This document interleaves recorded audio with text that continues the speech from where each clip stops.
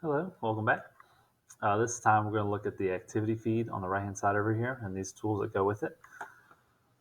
All right, so jump in. The first thing activity feed you see is basically like an outline, kind of gives just a quick snapshot of what tabs they're on, what they're doing, and it has timestamps on it. If you just see something you don't like, you can always just block that website for that student, or you can block it for the whole class. You can also just say, man, we're not going to do that right now, and you can close their tab. But it updates as they go, like as they start a new or go to a new website.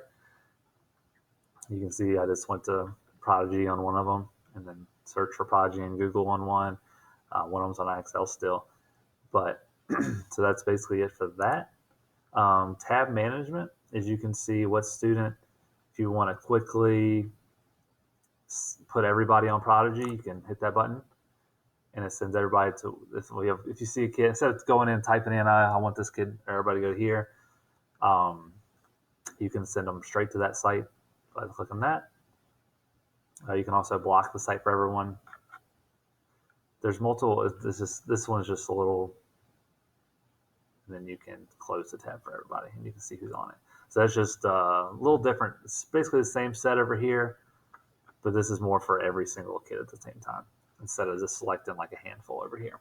So but that's up to you how you want to use it. This live lecture thing, if you want to get all your kids on a just talk to them it's like a meet, but it seems to work pretty well. You can share your screen, you can put your camera on there, you can even record it if you want to. So if I'm just gonna, let's just say I want to enable audio, or let's see. Yeah, that'll work. I'm not gonna do the audio because I'm recording this right now. It'll mess me up, I think. So since I'm making a video. So what I can do is I can start a lecture and I can pick the screen I want to use and then give it a second. And then on the student section, it says the lecture is starting. Please click join lecture. And there's a little button, a little arrow they have to click. And then they take a second. And then the presenter is sharing their screen. And there it is. I can see my screen. The students see exactly what I'm looking at. So that's definitely useful. And then they can ask you questions as you want. They have a button that they can raise their hand. I'll hit that real quick. And then they can ask their question. Say, help me please.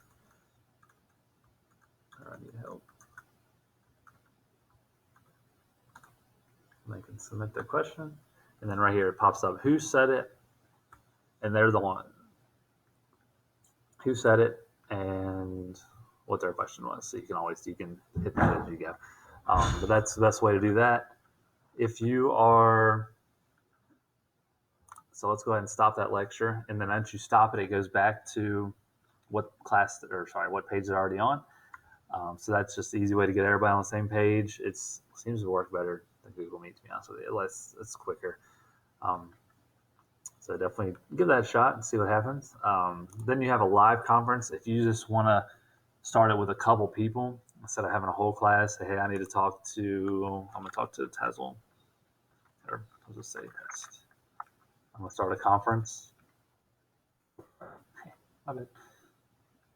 If I need to select a student, say I want to talk to Tazwell meeting student, start a conference, and it pops up on their screen that I'm asking to talk to them, and then I'm able to enter the meeting. I'm not going to do it because it's going to mess up the sound.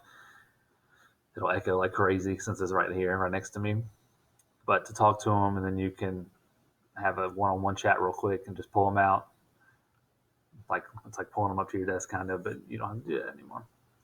So I'm not going to do that because it's going to echo. But that option is there. That's for a smaller group of people. It's not for the whole class. We'll go ahead and exit out that. Last thing for this activity feed section, if you don't want to see this side, if you rather see your screen, all your student screens over here, you can click this toggle feed button and it gets out of the way. and then you have all your options up here, the same thing. But I kind of like having both of them together because it doesn't really block it over here too much. Because you can, when you have more, you can scroll up and down. But that's it for the activity feed section.